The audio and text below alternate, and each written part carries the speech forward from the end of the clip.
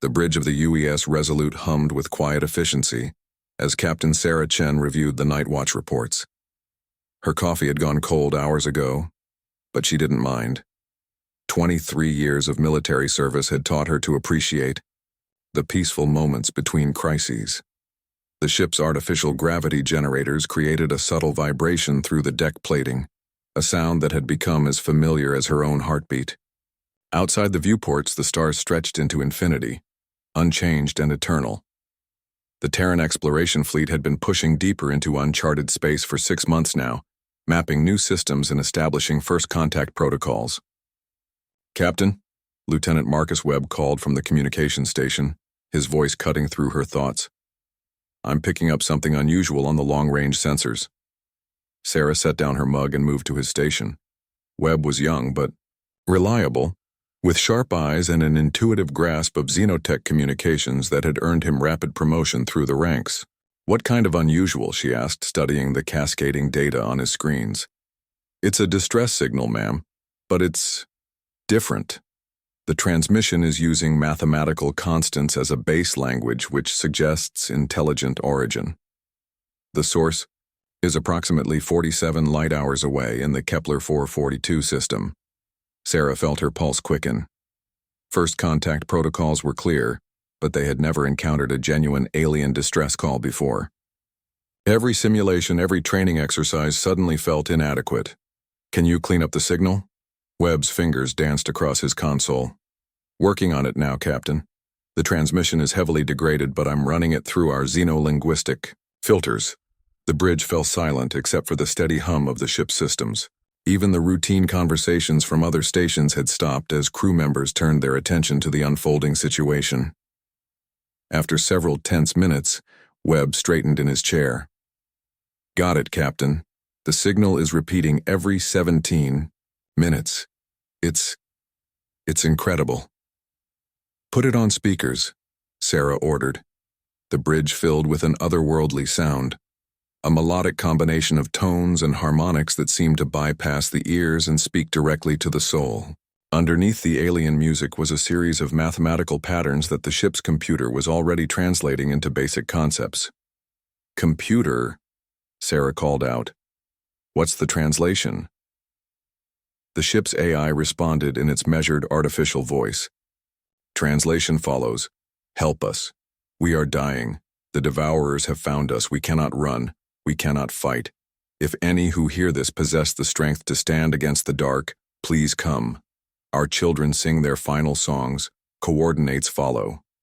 The bridge fell into stunned silence. Sarah felt a chill run down her spine as the implications sank in. This wasn't just first contact. It was a cry for help against something called the Devourers. "Webb, get me Admiral Morrison on subspace," she ordered. "Priority Alpha." "Captain," interrupted Lieutenant Commander James Rodriguez from the tactical station. "I'm detecting massive energy signatures at those coordinates. Whatever's happening there, it's big." Sarah studied the tactical display, watching as red indicators painted a picture of devastation across the star system. Debris fields, energy weapon discharges, and what appeared to be the wreckage of multiple space habitats. The subspace communication system crackled to life, and Admiral Morrison's weathered face appeared on the main screen. Even through the static of long-range communication, Sarah could see the concern in his eyes. "Chen, I've been monitoring your transmissions. What's your assessment?" "Sir, we have a genuine alien distress call from an unknown species under attack, by entities they call Devourers. The energy signatures suggest a massive military engagement in progress. Request permission to investigate and render assistance as per first contact protocols." Morrison was quiet for a long moment, his fingers drumming against his desk in the distant command center. "Captain, you understand the risks. We're talking about inserting ourselves into an alien conflict with unknown technologies and unknown enemies." "Yes, sir, but these beings are asking for help. Their message specifically mentions children. If we have the capability to assist, don't we have an obligation to try?" The Admiral's expression softened slightly. "Very well, Captain. You have authorization to proceed, but with extreme caution. I'm dispatching the Defiant and Intrepid to your position. Wait for backup before engaging any hostile forces." Understood, sir. We'll proceed to the system edge and begin reconnaissance. As the communication ended, Sarah turned to address her bridge crew. These men and women had served with her through 3 combat deployments and countless peacekeeping missions. They were among the finest officers in the Terran fleet, but nothing had prepared them for this moment. "All hands, this is the captain," she announced over the ship's intercom. "We are responding to an alien distress call. This is not a drill. We may be heading into combat against unknown forces. All departments prepare for combat operations. We jump to hyperspace in 30 minutes. As the crew sprang into action around her, Sarah couldn't shake the feeling that they were about to cross a threshold from which there would be no return. The distress call continued to play in her mind, the alien voices singing their final songs. She had no idea that the beings they were rushing to save had been fighting a losing battle against an enemy that had consumed entire star systems. She had no idea that the Devourers had never encountered a species quite like humanity. Most importantly, she had no idea that the aliens calling for help were about to witness something that would fundamentally change their understanding of what it meant to be a warrior. The Resolute began its preparations for hyperspace, its crew unaware that they were about to become legends. Chapter 2. Into the Fire. The hyperspace jump lasted 6 hours, but it felt like an eternity to Captain Chen. She had spent the time reviewing every piece of intelligence they could gather about the target system and coordinating with the approaching backup fleet. The Defiant and Intrepid would arrive 12 hours behind them, leaving the Resolute alone in potentially hostile territory. When they dropped out of hyperspace, at the edge of the Kepler 442 system, the crew fell silent at what they saw on the main view screen. "Dear God," whispered Lieutenant Rodriguez. The system was a graveyard. Massive structures that had once been space habitats drifted as burning hulks through the void. Debris fields stretched for millions of kilometers, and the occasional flash of weapons fire indicated that fighting was still ongoing deeper in the system. "Sensors report," Sarah ordered, her voice steady despite the horror before them. Ensign Patricia Yates, the ship's sensor operator, worked frantically at her console. "Captain, I'm reading multiple energy signatures consistent with advanced technology. There are at least 40 large vessels engaged in combat near the 4th planet. The attacking force appears to be..." She paused, rechecking her readings. "Spit it out, Ensign." "Ma'am, the attacking vessels are enormous. The largest one is reading as approximately 15 kilometers in length. But there's something else. The energy signatures are wrong. They don't match any known power generation methods." Lieutenant Commander Elena Vasquez, the ship's science officer, looked up from her station with a pale face. "Captain, I'm detecting biological components in those energy signatures. Whatever these Devourers are, they're not purely technological." Sarah felt her blood run cold. Biological ships suggested either highly advanced biotechnology or something far worse. Living vessels designed for consumption and destruction. "Captain," Webb called from communications, "I'm receiving a new transmission. It's not using the same mathematical base as the distress call. This one is different." "Put it through." This time, the sound that filled the bridge was nothing, like the melodic alien voices from before. It was a harsh, grinding noise that seemed to emanate from somewhere deep and hungry. When the computer provided a translation, the words chilled everyone to the bone. "Submit. Your resistance feeds us. Your fear sustains us. Your worlds will become our worlds. Your children will become our children. Surrender, and your ending will be swift." The transmission cut off, leaving the bridge in stunned silence. "Well," Sarah said grimly, "I think we know which side we're on. Helm, take us deeper into the system. Stay hidden in the asteroid field and get us close enough to assess the situation." As the Resolute moved carefully through the debris, they began to get a clearer picture of the battle. The defending alien vessels were sleek and graceful, their hulls appearing to be constructed from some kind of crystalline material that glowed with internal light. They moved with precision and elegance, but they were clearly outmatched. The Devourer ships were nightmarish amalgamations of organic and mechanical components. Their hulls pulsed with veins of bioluminescent material, and weapon ports opened like hungry mouths to discharge devastating energy beams. Worst of all, they appeared to be growing larger as the battle progressed, somehow incorporating the debris from destroyed vessels into their own mass. "Captain," Rodriguez reported from Tactical, "the defending force has been reduced to 17 vessels. At their current rate of attrition, they'll be wiped out within the hour." Sarah studied the tactical display, her mind racing through possibilities. The Resolute was a heavy cruiser, well-armed and well-armored by human standards, but it was still just one ship against an enemy fleet that had already destroyed dozens of alien vessels. Options, people. How do we level the playing field? "Captain," Vasquez spoke up, "I've been analyzing the Devourer ship's energy patterns. They appear to be drawing power from some kind of biological core, but there's something else. They're also absorbing energy from the weapons fire hitting them. That's how they're growing stronger. So conventional weapons might actually make them more powerful," Sarah mused. "What about their weaknesses?" "I'm detecting some kind of neural network connecting all the Devourer vessels. If we could disrupt that network, it might cause confusion in their ranks, but it would require getting close enough to identify and target the network nodes." Webb suddenly straightened at his station. "Captain, I'm receiving a direct transmission from one of the defending vessels. They're hailing us." On screen, the main view screen flickered, and for the first time in human history, they were looking at an alien face. The being appeared to be humanoid, but with crystalline features that reflected light in mesmerizing patterns. Its large, multifaceted eyes showed exhaustion and desperation, but also a flicker of hope when it saw them. "Unknown vessel," the alien spoke in accented but understandable English. "You responded to our call. I am Commander Zix of the Kadon Defense Fleet. Your arrival brings hope, but you must understand. These Devourers have consumed 7 star systems. They cannot be reasoned with. They cannot be stopped. They only hunger." Sarah stepped forward. "Commander Zix, I am Captain Sarah Chen of the Terran Exploration Fleet. We're here to help. What can you tell us about their capabilities?" "They adapt to any weapon we use against them.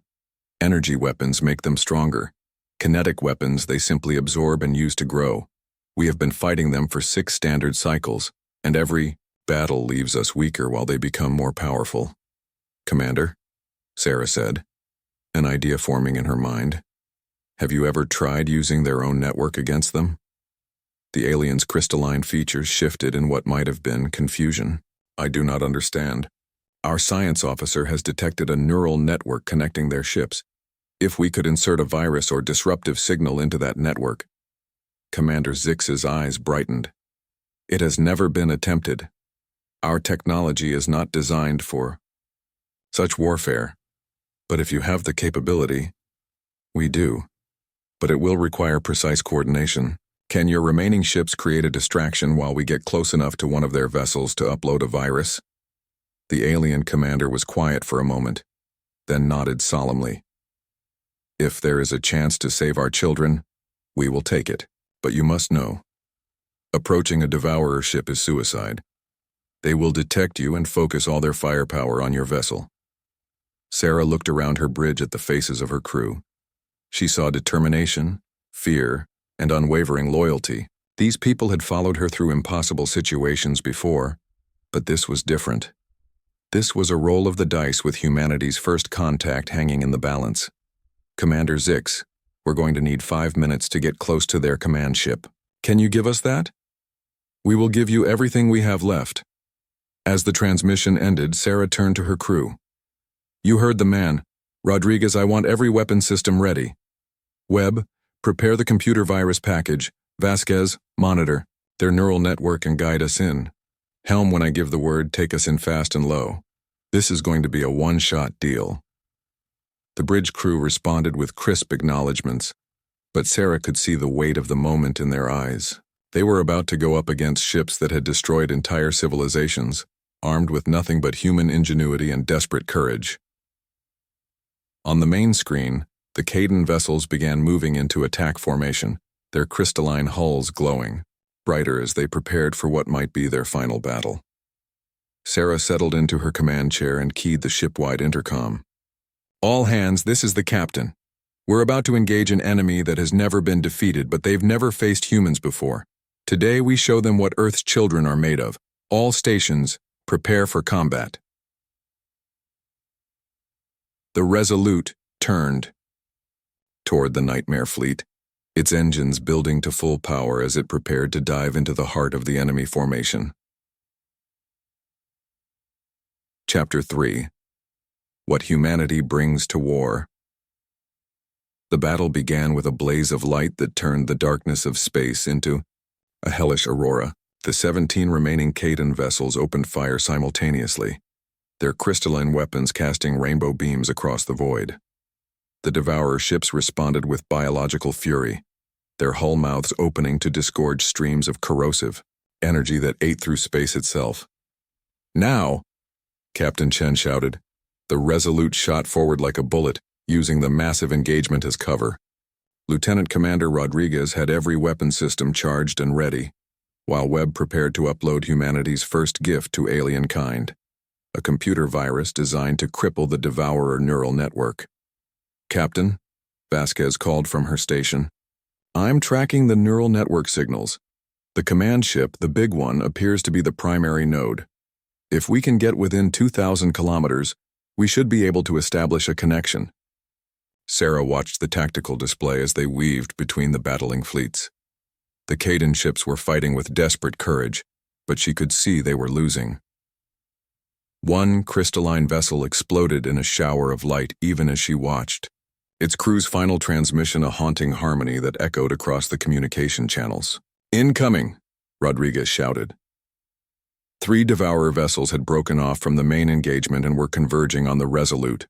Their biomechanical hulls pulsed with hunger as they tracked the human ship. "Evasive maneuvers," Sarah ordered. "But keep us on course for the command ship." The ship shuddered under the impact of alien weapons. The Devourer energy beams were unlike anything in human experience. They seemed to drain not just the ship's shields, but something deeper, more fundamental. "Shields at 60%, Rodriguez reported. "Whatever those weapons are doing, they're not just causing physical damage. They're actually weakening our molecular bonds." "Captain," Webb called urgently, "I'm getting a strange reading. The Devourer ships are trying to communicate with our computer systems. It's like they're trying to infect us." Sarah felt a chill of understanding. The Devourers didn't just consume matter and energy. They consumed information, technology, even consciousness itself. They were facing an enemy that ate civilizations not just physically, but conceptually. "Isolate all systems," she ordered. "Nothing gets in or out without manual authorization. Webb, how close are we to upload range?" 3,000 kilometers, and closing, Captain. But I'm detecting increased activity in their neural network. I think they know what we're trying to do." The command ship was massive beyond comprehension, its biomechanical hull stretching across 15 kilometers of space. As they approached, Sarah could see that its surface was covered with what looked like sensory organs, massive eyes that tracked their approach with predatory intelligence. 2,000 kilometers, Webb announced, establishing connection. "Now." For a moment, nothing happened. Then the command ship shuddered, and every Devourer vessel in the system seemed to pause in their attacks. "It's working," Vasquez reported excitedly. "The virus is propagating through their network. Their coordination is breaking down."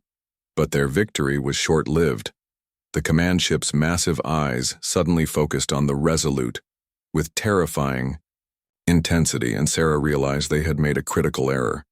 The neural network wasn't just connecting the ships, it was connecting to the living minds within them. "Captain," Webb said in a voice that didn't sound quite like his own, "they're in our computers. They're in our heads." The bridge crew began to stumble, their eyes glazing over as something alien and hungry pressed against their minds. Sarah felt it too, a presence that whispered of submission and consumption, promising an end to struggle and pain. But then something unexpected happened. Instead of succumbing to the alien influence, the human crew began to fight back in a way the Devourers had never encountered. Where other species had submitted or been overwhelmed, the humans responded with pure, stubborn rage. Like hell, Rodriguez snarled, shaking off the mental invasion. You want inside my head? Come and take it. The Devourer neural network, designed to consume and control, suddenly found itself trying to digest something it couldn't understand. Human. Willpower backed by millennia of evolution on a death world, where nothing came easy and everything had to be fought for. Captain, Webb called, his voice clearing as he fought off the mental attack. Their network is overloading. Our virus is spreading. But it's not just disrupting their communications, it's causing feedback in their biological systems. On the main screen, they could see the Devourer ships beginning to convulse.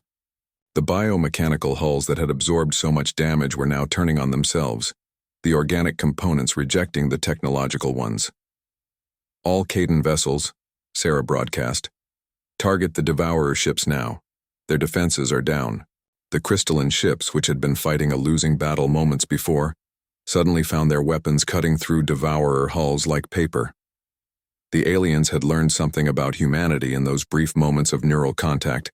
They had seen what it meant to be born on a world where everything was trying to kill you, where survival required not just intelligence, but an absolute refusal to give up.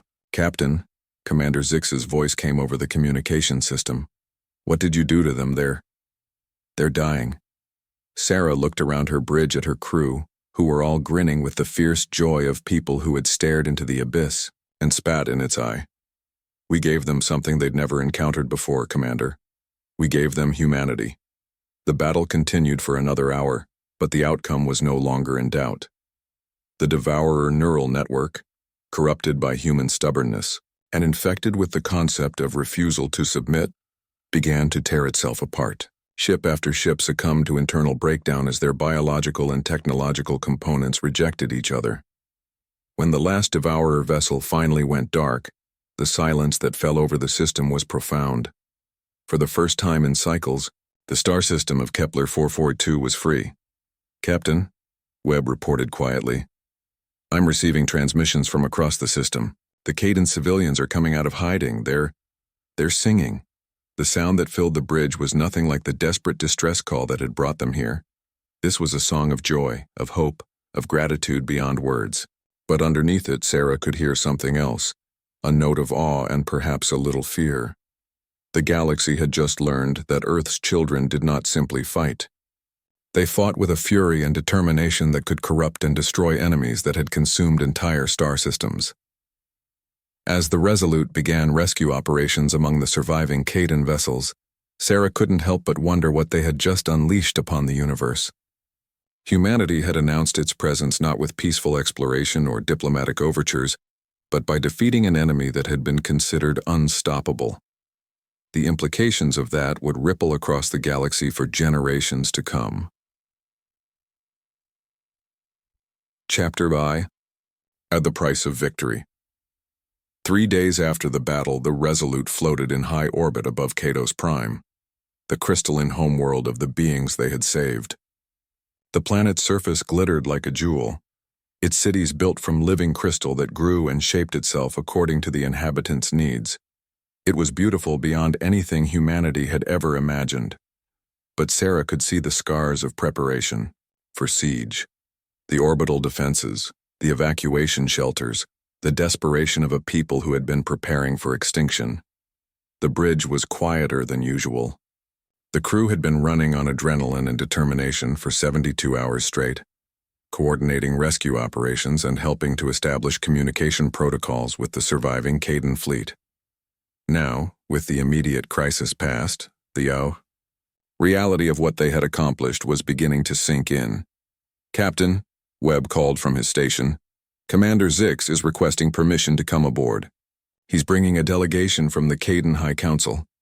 Sarah looked down at her uniform, which hadn't been properly cleaned since the battle. She probably looked like hell, but then again, they all did. Grant permission. Have them brought to Conference Room Alpha.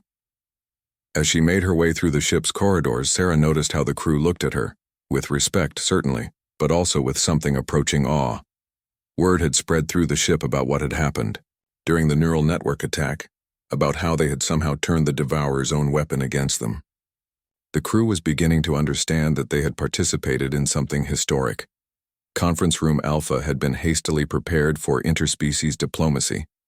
The lighting had been adjusted to accommodate the Caden's crystalline vision, and the ship's universal translator was running at full capacity. When Sarah entered, she found Commander Zix waiting with 3 other Cadens, their crystalline features reflecting the room's light in mesmerizing patterns. "Captain Chen," Commander Zix said, rising from his chair in what appeared to be a gesture of respect. "Allow me to present High Counselor Wraith, Master Archivist Tulmore, and Senior Healer Vexai. They speak for all of Kados." Sarah inclined her head formally. "High Counselor, it's an honor. I only wish we could have arrived sooner." The High Counselor, an ancient-looking being whose crystal skin showed the deep facets of great age, studied her with multifaceted eyes. When she spoke, her voice carried the weight of millennia. "Captain Chen, in our archives we have records of 12 civilizations that fell to the Devourers. They were species of great intelligence, tremendous technological advancement, and noble spirit. All of them tried to fight. All of them failed. In 3 days, you have accomplished what none of them could in cycles of warfare." "We were fortunate," Sarah replied diplomatically. "And we had the advantage of surprise." Master Archivist Tulmore leaned forward, his crystalline features sharp with curiosity. "Captain, we have analyzed the remains of the Devourer vessels. What you did to their neural network was unprecedented. You did not simply disrupt their communications. You introduced a concept so far into their collective consciousness that it caused systemic rejection throughout their biological components." Sarah felt uncomfortable under their intense scrutiny. "I'm not sure I understand." "The Devourers," Senior Healer Vexai explained, "exist as a collective consciousness. Every individual is part of a greater whole, their thoughts and experiences shared across the entire species. They have consumed civilizations precisely because they can absorb and integrate any form of resistance they encounter. But your species, your individual consciousness, your refusal to be absorbed, it was like introducing a poison into their collective mind." High Counselor Wraith's ancient eyes focused on Sarah with an intensity that was both grateful and unsettling. "Captain, you must understand. What you have shown us changes everything. For the first time in our recorded history, we have seen a species that not only resisted absorption but actively corrupted the force that sought to consume it." The weight of their words settled on Sarah like a physical presence. She began to understand why her crew had been looking at her differently. They hadn't just won a battle, they had fundamentally changed the balance of power in the galaxy. "High Counselor," she said carefully, "what are you trying to tell me?" "We are trying to tell you," Commander Zix said quietly, "that your species is what we have always called Deathworlders, beings forged by planets so hostile that they develop capabilities other species cannot comprehend. We have legends of such beings, but we thought they were myths, until now." Sarah felt a chill run down her spine. "Deathworlders." Master Archivist Tulmore activated a holographic display that showed a 3-dimensional map of the galaxy. Red zones marked the territories consumed by the Devourers, while green zones showed the surviving civilizations, mostly clustered around the galactic core, far from the outer rim where the Devourers had originated. "The Devourers have been expanding for over 1,000 standard cycles," he explained. "They consume not just matter and energy but information, culture, consciousness itself. Every species they encounter becomes part of their collective, their knowledge and abilities absorbed into the whole. They have grown stronger with each civilization they consume. But your species," Senior Healer Vexai continued, "developed on what we classify as a Class 2 death world. The gravity, the atmospheric composition, the evolutionary pressures, all of them far beyond what most species could survive. This has given you capabilities that do not exist in our collective knowledge." Sarah thought about Earth, about hurricanes and earthquakes, about ice ages and mass extinctions, about humanity's long climb from primordial soup to spacefaring civilization. It had been a brutal journey, marked by countless setbacks and near-extinction events. but it had forged a species that simply refused to quit. "High Counselor," she said slowly, "what are you asking of us?" The ancient being was quiet for a long moment, then spoke with careful deliberation. "The Caden High Council has voted unanimously to request a formal alliance with humanity. We will share our technology, our knowledge, our resources. In return, we ask that you help us contact other surviving civilizations and organize a coalition against the Devourers." "You want us to lead a war," Sarah said, not making it a question. "We want you to teach us how to fight like Deathworlders," Commander Zik said. "The Devourers are still out there. This fleet was only a fraction of their total force. They will return, and when they do, we need to be ready with something they cannot absorb or corrupt." Before Sarah could respond, Webb's voice came over the intercom. "Captain, priority message from Admiral Morrison. The Defiant and Intrepid have arrived and are requesting immediate communication." Sarah excused herself and returned to the bridge, where Admiral Morrison's weathered face filled the main screen. Behind him, she could see the controlled chaos of Fleet Command, with dozens of officers analyzing the data from the battle. "Captain Chen," the Admiral said without preamble, "I've reviewed your reports. Do you understand what you've accomplished?" "Sir, I'm beginning to. The xenobiology teams are calling it the most significant discovery in human history. You've not only made first contact with a friendly alien species, but you've demonstrated humanity's capability to defeat an enemy that has conquered multiple star systems. The political implications are staggering." Sarah looked around her bridge at her crew, who were listening intently. They had all volunteered for exploration duty, expecting to spend years mapping empty star systems and cataloging dead worlds. None of them had signed up to become the vanguard of humanity's expansion into a galaxy at war. "Admiral," she said, "the Cadens are requesting a formal alliance. They want us to help organize a coalition against the Devourers." Morrison was quiet for several seconds, his fingers drumming against his desk.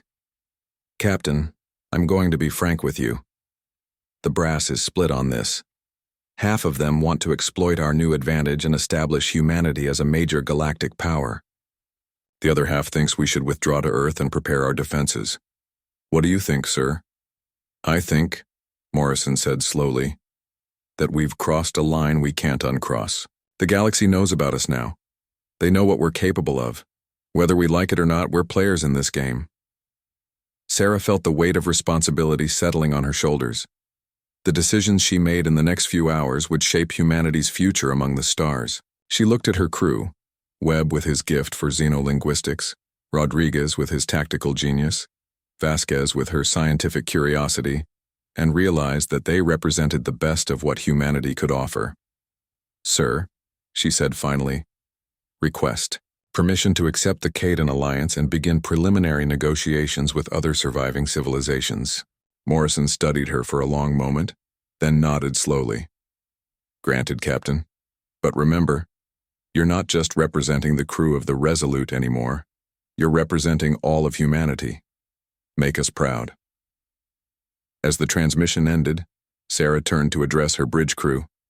They had come so far from that quiet night watch when they first received the alien distress call.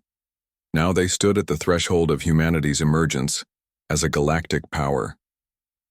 "Well, people," she said with a slight smile, "looks like our exploration mission just became a diplomatic one.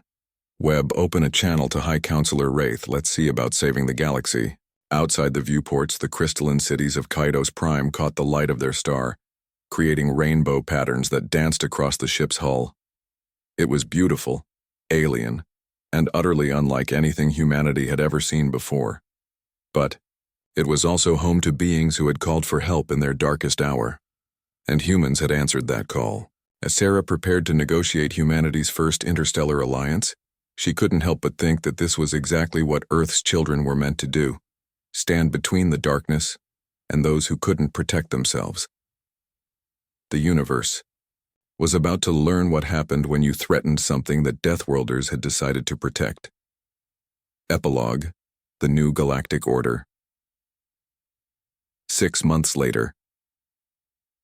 The Terran embassy on Katos Prime had grown from a hastily converted cargo bay to a sprawling complex of crystalline and human architecture.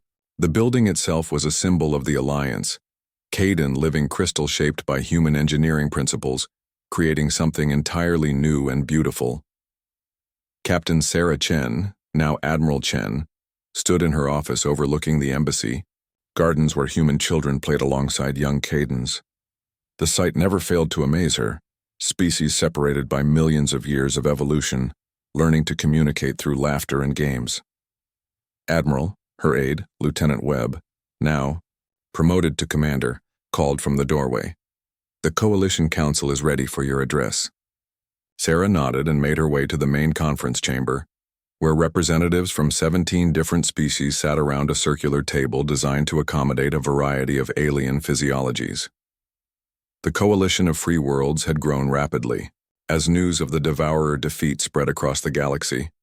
Species that had hidden in fear for centuries were emerging to join the Alliance. As she entered, the various delegates rose in greeting, some standing, others floating, and a few extending. Sensory appendages in what she had learned were gestures of respect. Each species was unique, but they all shared one thing. They had all lost something to the Devourers. "Honored delegates," Sarah began, her words translated into 17 different languages by the advanced communication systems the Cadens had provided. "I bring news from our forward reconnaissance teams." A holographic display activated, showing the outer rim territories where the Devourers had originated. The assembled delegates leaned forward, their various eyes and sensory organs focused intently on the display. "Our joint fleet has successfully liberated 3 star systems in the past month. The Devourer resistance has been minimal. It appears that the corruption we introduced into their neural network has had long-lasting effects. They are no longer operating as a unified collective." A ripple of excitement went through the chamber. High Counselor Wraith, now serving as the Coalition's Prime Minister, raised a crystalline hand for attention. "Admiral Chen, this is remarkable news. But what of the long-term threat? Are we certain the Devourers cannot recover?" Sarah's expression grew serious. "We're making progress, but we cannot become complacent. Our xenobiology teams, working with Coalition scientists, have identified several Devourer strongholds in the Galactic Rim. They appear to be adapting, developing new strategies to counter our neural warfare techniques." Commander Zix, now serving as Coalition Military Coordinator, activated another section of the display.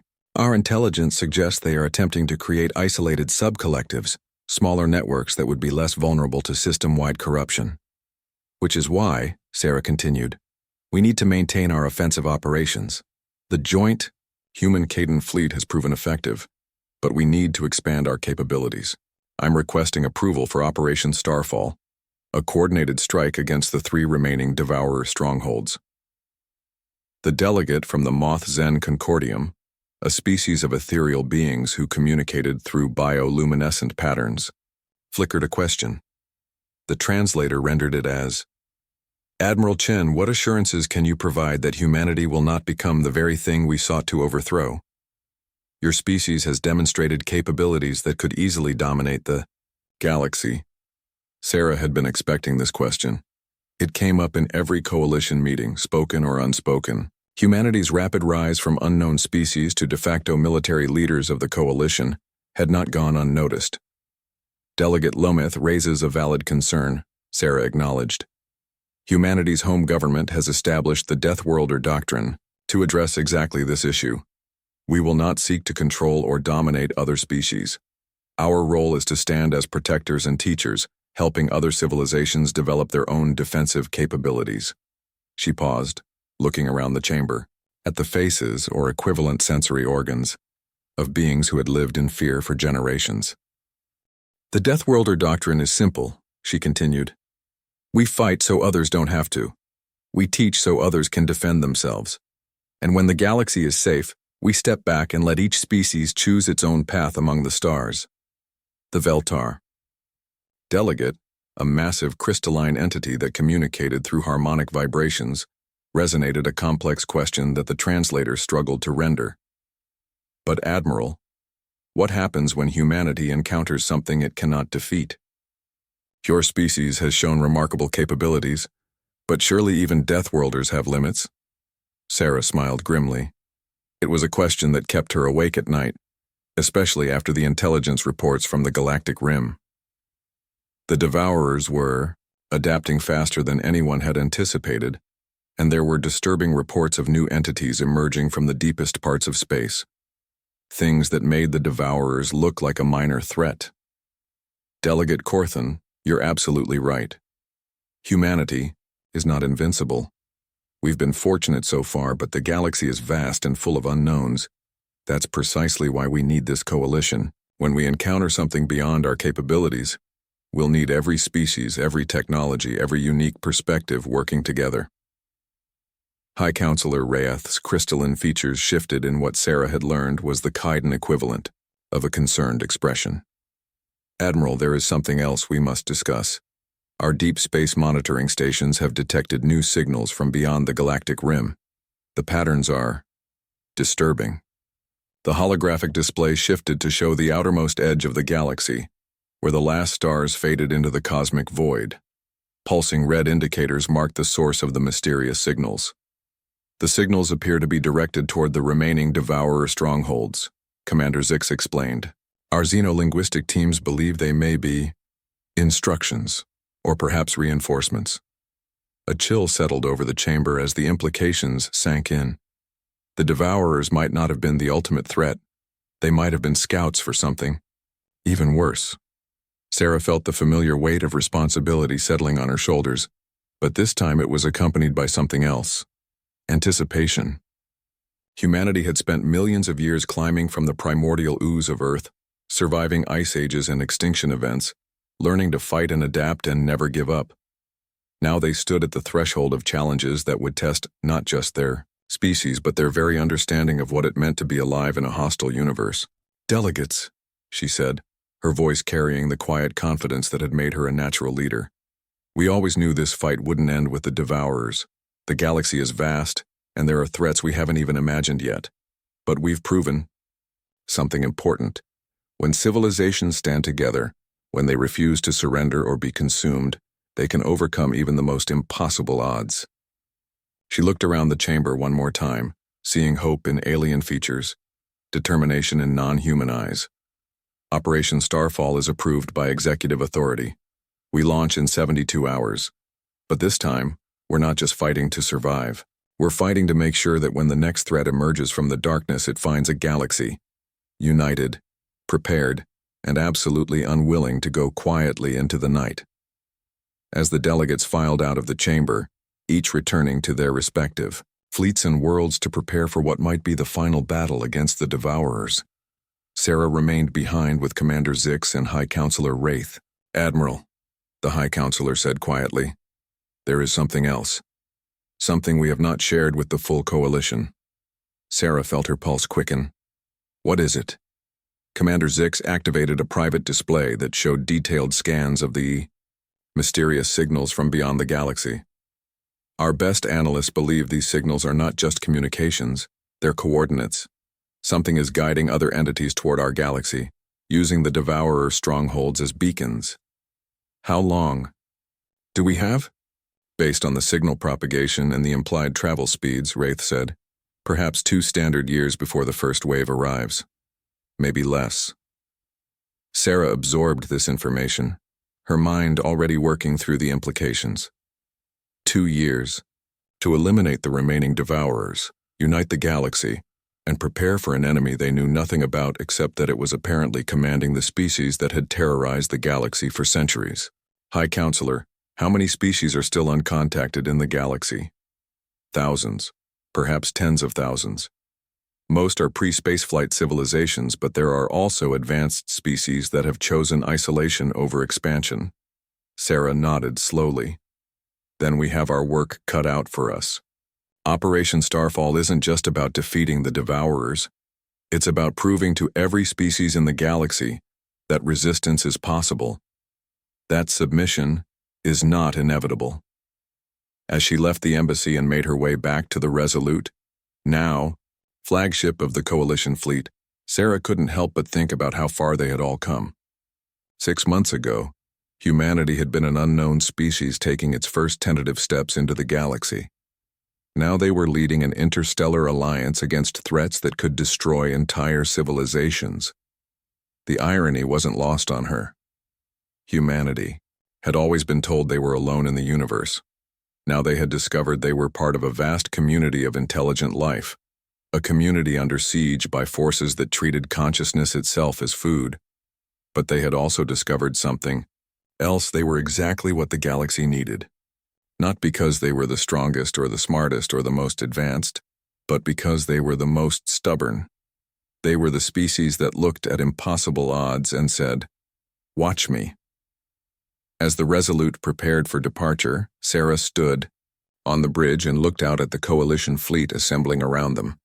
Caden crystal ships with their rainbow hulls, Veltar harmonic resonance vessels that looked like massive tuning forks, sleek Asteri quantum drives that flickered in and out of normal space. Dozens of different technologies and design philosophies, united by a single purpose. "Admiral," Webb called from the communications station. "We're receiving final confirmation from all Coalition vessels. The fleet is ready for hyperspace." Sarah settled into her command chair and keyed the fleet-wide communication system. Her words would be transmitted to every ship, translated into every language, heard by thousands of beings who had chosen to follow humanity into battle against the unknown. "This is Admiral Chen to all Coalition vessels. 6 months ago we were strangers scattered across the galaxy, united only by our fear of the Devourers. Today we are something new, a family of civilizations that has chosen to stand together against the darkness. In a few minutes, we will jump to hyperspace and begin what may be the final campaign against an enemy that has consumed entire star systems." She paused, thinking about the mysterious signals from beyond the galaxy, about the new threats that were coming, about the thousands of species that still didn't know they were part of something larger. But this is not the end of our story. It's the beginning. Whatever is coming from the deep void, whatever new challenges we face, they will find us ready. They will find us united, and they will learn what every enemy of free civilizations must eventually learn, that some things are worth fighting for, no matter the odds. The hyperspace engines of 50 Coalition vessels began their charging sequence, filling local space with the harmonics of impending departure. On her tactical display, Sarah could see the formation coming together, a perfect integration of technologies and tactics that would have been impossible just months ago. "All vessels," she announced, "jump in 30 seconds. Target, the Morgath system. Today we end the Devourer threat. Tomorrow we prepare for whatever comes next." As the stars lengthened into lines and the Coalition fleet disappeared into hyperspace, one thought echoed through Sarah's mind. The galaxy had spent eons learning to hide from the monsters in the dark. Now it was time to teach the monsters to hide from them. In the depths of space, beyond the rim of the galaxy, ancient signals pulsed with patient malevolence. Something vast and hungry had noticed the disruption in the cosmic order, had felt the corruption spreading through its carefully cultivated devourer network. It was coming to investigate, to cleanse, to consume. It had no idea that it was about to encounter something unprecedented in its eons of existence, a species that had evolved not just to survive, but to thrive in the face of impossible odds. A species that had learned to turn their enemies' greatest strengths into fatal weaknesses. The universe was about to witness the next chapter in humanity's expansion among the stars, and this time, they wouldn't be fighting alone. End.